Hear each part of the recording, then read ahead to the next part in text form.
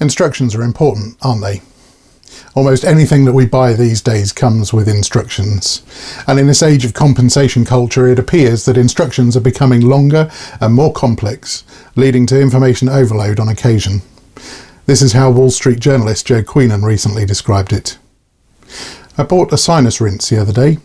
Just a basic, no-frills sinus rinse.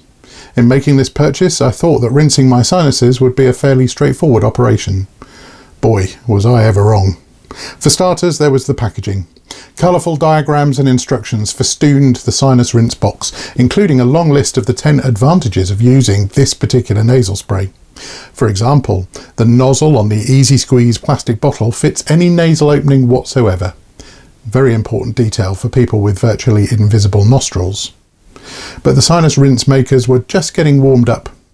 Inside the box, I found a 32-page manual with an introduction, testimonials from physicians and customers, warnings about mishandling the device, a full page of instructions for cleaning and disinfecting the unit, and 4 pages of answers to frequently asked questions about sinus rinses. The manual contained tens of thousands of words, all in tiny, tiny print. It did not explain how to launch an intercontinental ballistic missile or how to address the Queen when being admitted to the Order of the Garter. No, it just dealt with the whys and wherefores of using a sinus rinse. It went on and on and on. Modern society, he concludes, suffers from a plague of things that are far too complicated. Having said that, of course, some of the instructions that you find on products are just plain stupid. Here's a few of them. Found on a Sears hairdryer.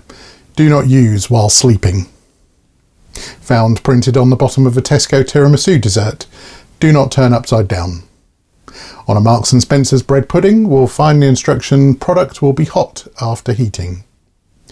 You'll also find the warning on Boots children's cough medicine. Do not drive a car or operate machinery after taking this medication. On Nitol Sleep Aid, you would find the warning, may cause drowsiness.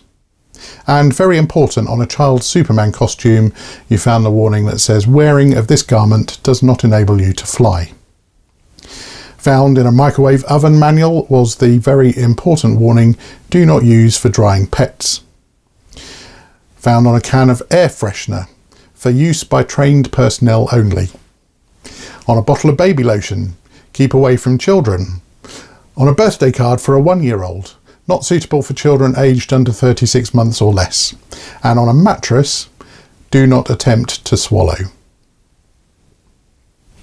As we heard in our Bible reading this morning, before Jesus returned to heaven, he had some final instructions for his followers. They weren't stupid instructions, they were important ones. The first of Jesus' final instructions is actually found in a couple of verses before our passage this morning, and it's to wait. In verse 4 of Acts chapter 1, it says, once when he was eating with them, Jesus commanded them, do not leave Jerusalem until the Father sends you the gift he promised, as I told you before. Jesus says, do not leave Jerusalem. Wait a few days. Don't go rushing off into the world under your own power to tell people of my resurrection. Have you ever been with a child who's been told to wait?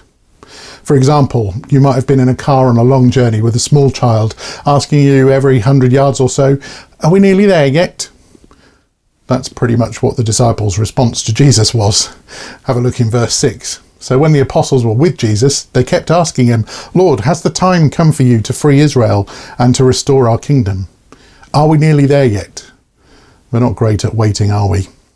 Theologian William Willimon writes this, waiting, an onerous burden for us computerized and technically impatient moderns who live in an age of instant everything, is one of the tough tasks of the church.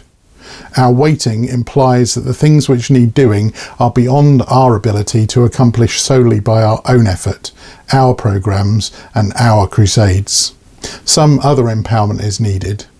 Therefore, the church waits and prays. So you can imagine those first century disciples, can't you, reluctantly going back to Jerusalem into that upstairs room and waiting. How long do we have to wait for? How will we know when the Holy Spirit comes? What will happen? When do we get out of here? But despite these questions, our passage tells us that they all joined together constantly in prayer. Verse 14 says, they all met together and were constantly united in prayer, along with Mary, the mother of Jesus, several other women, and the brothers of Jesus. Despite their unanswered questions, despite fretting over what they couldn't predict, they spoke to the only one who knew the future. They opened themselves to God and to his leading to prepare them for whatever was coming. They spent valuable time seeking God and his plan. Prayer is a great theme of Acts. It's mentioned 31 times, and the apostles prayed together. That word united in Greek literally means with one mind or passion. They were with one mind in prayer. They were united in prayer. They were in union together as a praying community. And they prayed constantly. They prayed resolutely with obstinate persistence. The apostles were keen to know when things were going to change. Does that sound familiar?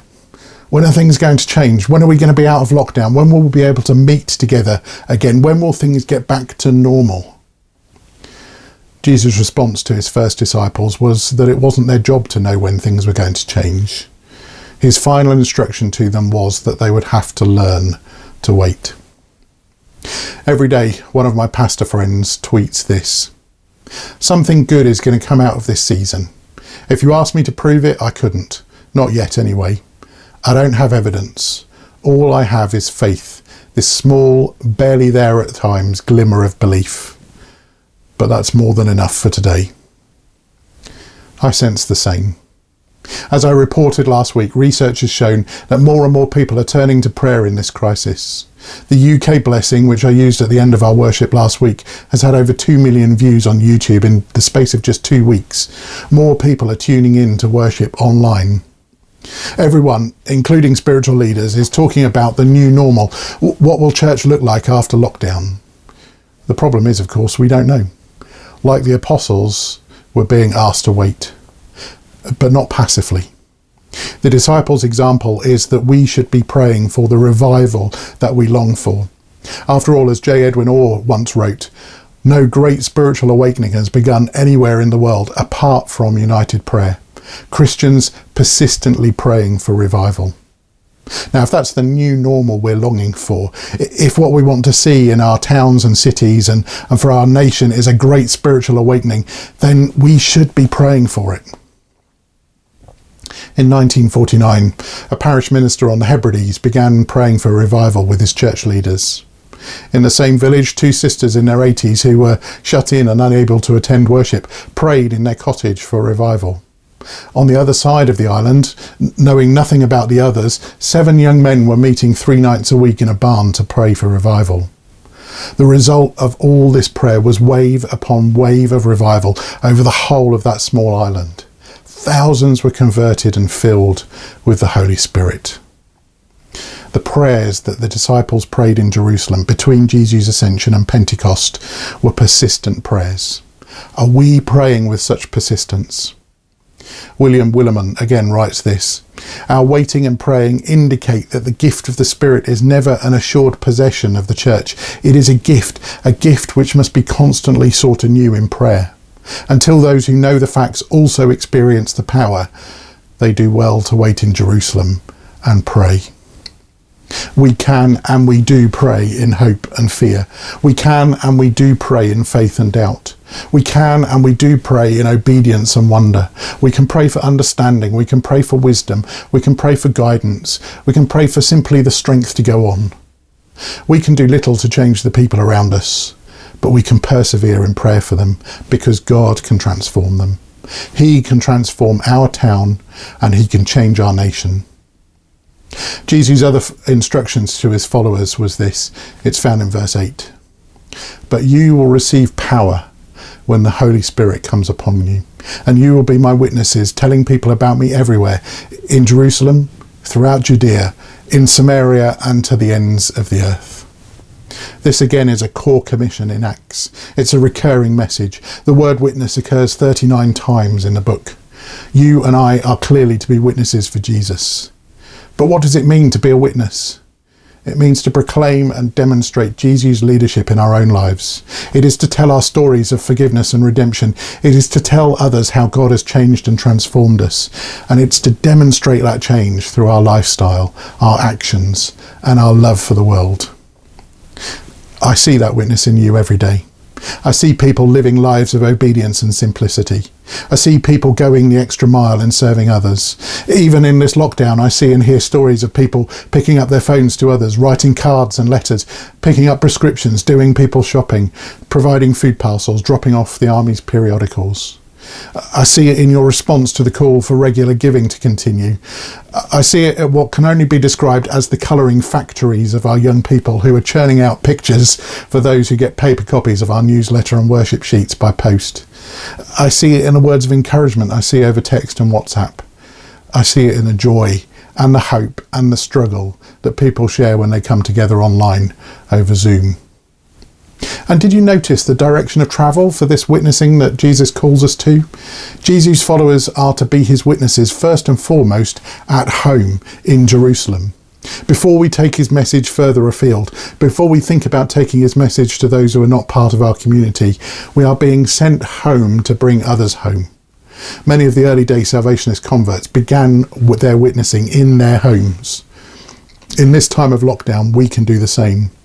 We can witness to any unsaved people in our household, but we can also witness to those who are already saved as an encouragement to them to keep going in the faith. When the Holy Spirit comes upon us, we become fountains of power. Let's follow Jesus' final instructions and pray for that revival that we long for. And as we do so, let's witness to his Holy Spirit power in our lives and the difference that it makes for us and the difference that it can make in the lives of others. The International Staff Songsters are going to remind us of the words of the key verse in our passage this morning as they sing Len Ballantyne's song, "And You Will Be My Witnesses." As we listen, we can each pray the Holy Spirit gives us the power to serve in his name, to love in his name, to preach in his name, to pray in his name, and to witness in his name.